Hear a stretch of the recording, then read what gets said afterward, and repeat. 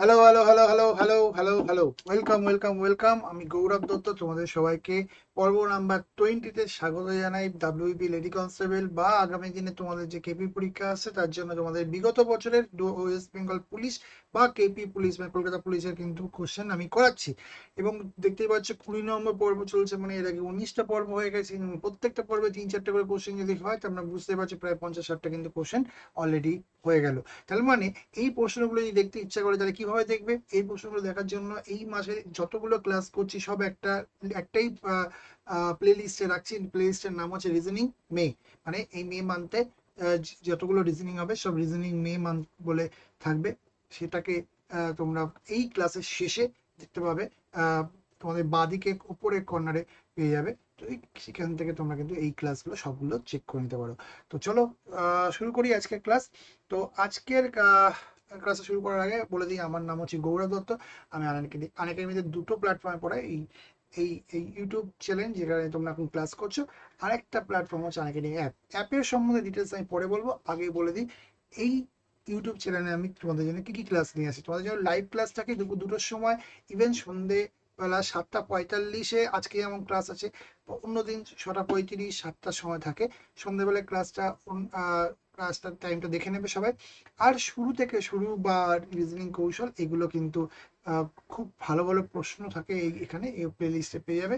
আর top 5 calendar, top 5 clock, top 5 missing number, এই সব প্রশ্নের উপরে তোমরা কিন্তু ক্লাস পেয়ে যেতে পারো। এগুলো সব কিন্তু তোমরা প্লে লিস্ট থেকে চেক করে নিতে পারো, এখানে সব কিন্তু আছে।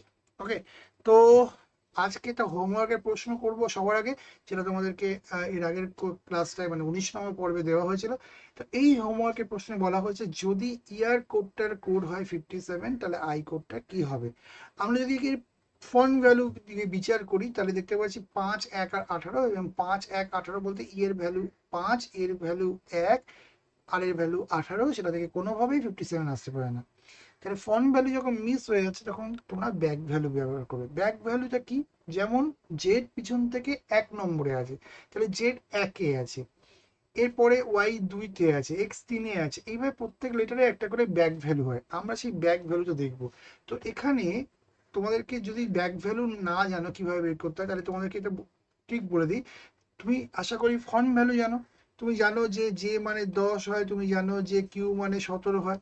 তাহলে তুমি 27 থেকে ফন্ট ভ্যালু মানে 10টা মাইনাস করে দেবে, দেখবে ওর ব্যাক ভ্যালু পেয়ে যাচ্ছ। তুমি 27 থেকে ফন্ট ভ্যালু 17টা মাইনাস করে দেবে, দেখবে ওর ব্যাক ভ্যালু পেয়ে যাচ্ছে। তো বিষয়টা হচ্ছে ফন্ট ভ্যালু আর ব্যাক ভ্যালু দুটোকে যোগ করলে অলওয়েজ 27 হয়। তাই আমরা এখানে 27 থেকে মাইনাস করি। তো এইভাবে ব্যাক ভ্যালু আমরা বের করে নিতে পারবো। তো যে কোনো লেটারের ব্যাক ভ্যালু কিন্তু আমরা সেইভাবেই বের করি। সো ইয়ার, ইয়ার যদি এর ফন্ট ভ্যালু জানো তাহলে কি হচ্ছে 5 1 এবং 18, তাহলে এর ব্যাক ভ্যালু কি হবে? এর ব্যাক ভ্যালু হচ্ছে 27 - 5 মানে 22, প্লাস এর ব্যাক ভ্যালু অবভিয়াসলি 26, আর এর ব্যাক ভ্যালু 27 - 18, 27 - 18 কত হবে? 9। তো এইগুলো হয়ে গেল ব্যাক ভ্যালু। এবার এগুলোকে যোগ করে দাও। দেখো 22 প্লাস 46 48 আর 9 হচ্ছে 57। তো আমরা পেয়ে গেলাম। তাহলে ব্যাক ভ্যালুগুলো যোগ করলে চলে আসছে। তাহলে আই আমরা ঠিক সেভাবে করবো, ই ওয়াই ই। তাহলে ই এর ব্যাক ভ্যালু কত? 5 25, 5 হচ্ছে এগুলোর ফ্রন্ট ভ্যালু। ব্যাক ভ্যালু 27 - 5 মানে 22 হবে। আর 27 - 25 করলে 2 হবে। এইগুলো যোগ করলে কত হচ্ছে? 22 22 44 প্লাস 2 46। Option D answer. তো এই প্রশ্নের উত্তর যারা যারা অপশন ডি করেছো তারা দারুণভাবে ঠিক অ্যান্সার করেছো। আর যারা করতে পারোনি তারা অবশ্যই আশা করি বুঝে গেছো। চলো পরের কোশ্চেনে চলে আসি। এই কোশ্চেনটা দেখতে পাচ্ছ তোমরা, P Q R S T, এটা অবশ্যই পিওয়াই কিউ কোশ্চেন, মাথায় রাখতে হবে, বিগত বছরের প্রশ্ন এটা। পিকিউআরএসটি একটি বৃত্তাকার টেবিলকে ঘিরে বসে আছে। একটি মানে 5 জন একটা বৃত্তাকার টেবিল ঘিরে বসে আছে আর পি এর ডান দিকে। দেখো এই প্রশ্নগুলোকে আমরা দুভাবে করতে পারি, একটা স্ট্রেট লাইন প্রসেসে, একটা হচ্ছে সার্কেল প্রসেস। আগে সার্কেল প্রসেসটা বলি। সার্কেলে 5 জন আছে, আমরা 5 জনের দাগ কেটে নেব।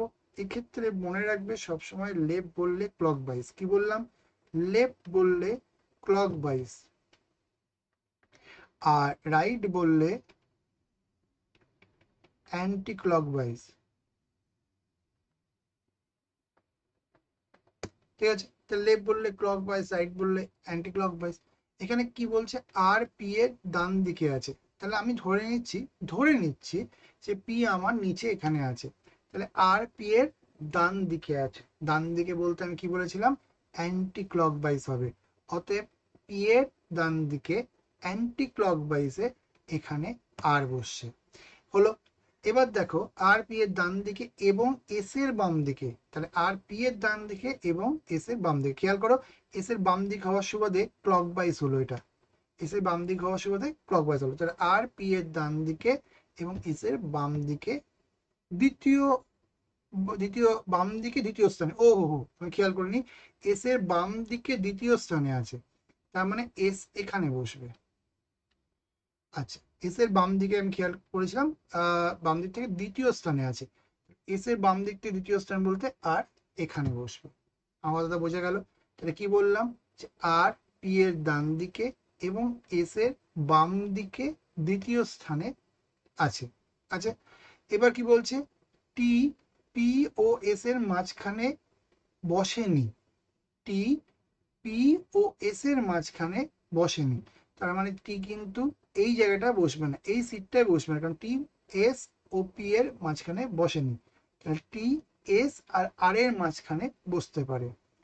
তাহলে আর এর ডান বা আর এর বাদিকে কে বসে, বাদিকে দ্বিতীয় স্থানে কে বসে আছে, তাহলে আর এর বাদিক থেকে দ্বিতীয় স্থানে কে আছে।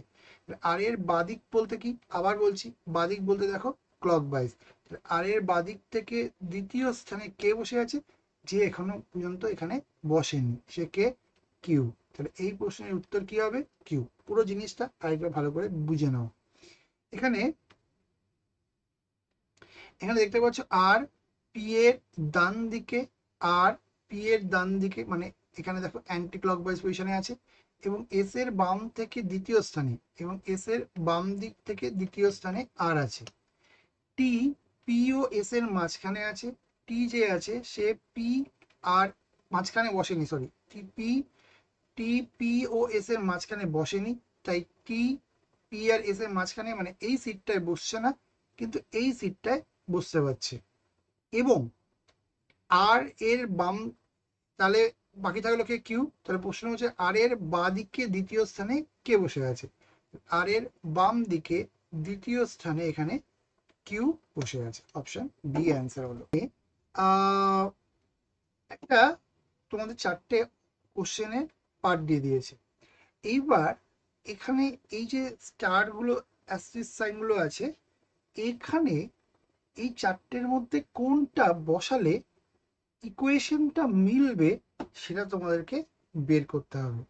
তো প্র্যাকটিক্যালি এগুলো আমরা তাহলে একটু করে দেখার বিষয় আছে। দেখো, যদি আমরা ফার্স্ট অপশনটা নিয়ে ভাবি, মানে যদি ধরে নিলাম এখানে ভাগ, এখানে প্লাস, এখানে ইকুয়াল, এখানে মাইনাস, তার মানে কি 4কে 4 দিয়ে ভাগ করলে 4 হবে, 4 5 যোগ করলে 9 হচ্ছে। আর এখানে আমরা দেখতে পাচ্ছি যে 14 থেকে 6 বাদ দিলে কিন্তু 8 হচ্ছে, কারণ ডেফিনেটলি ফার্স্ট অপশনটা কিন্তু হচ্ছে না।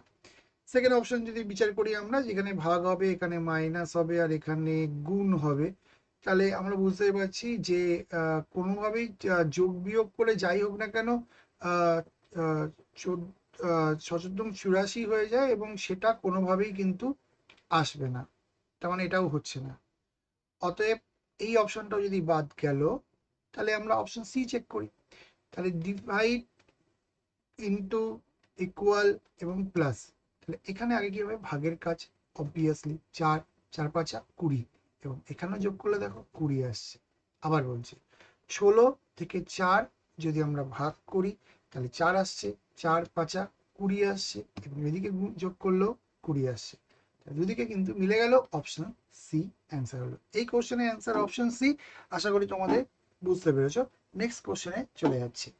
নেক্সট কোশ্চেনে দেখো, এখানে পিতার বর্তমান বয়স পুত্রের বয়সের 6 গুণ বলা হয়েছে, এবং 6 বছর পরে পিতার বয়স যদি পুত্রের বয়সের 3 গুণ হয়, তবে পিতার বর্তমান বয়স কত। আমরা এটাকে এক্স ধরে করবো না, আমরা এটাকে অপশন টেস্টে করব।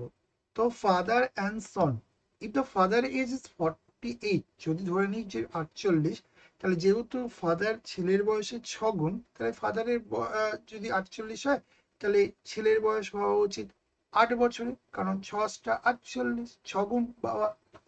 বলছে বছর পরে যখন ফাদার হবে 54, বছর পরে তখন সন কিন্তু হয়ে যাবে 14 বছরের, তাই না?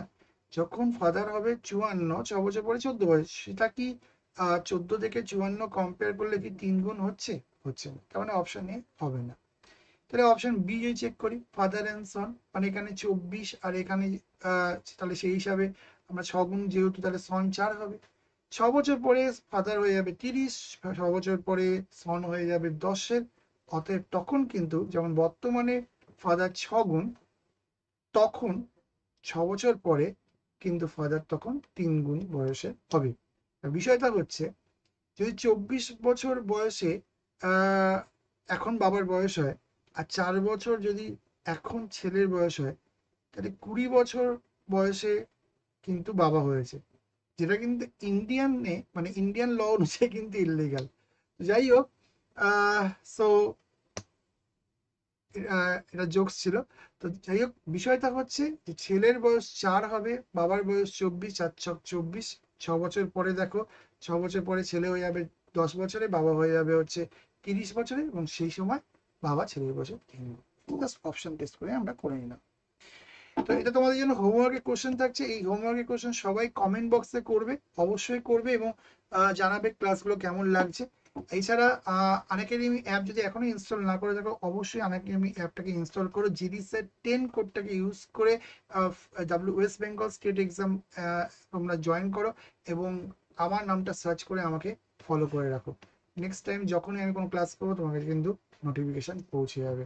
ওকে, সো ক্লাসটাকে শেষ করার আগে ক্লাসটাকে সবাই লাইক করে ক্লাসটাকে শেষ করো। সবাইকে ধন্যবাদ এই ক্লাসটা এতক্ষণ ধরে করার জন্য। পরবর্তী ক্লাস দেখার জন্য রিকোয়েস্ট থাকবে। Thank you.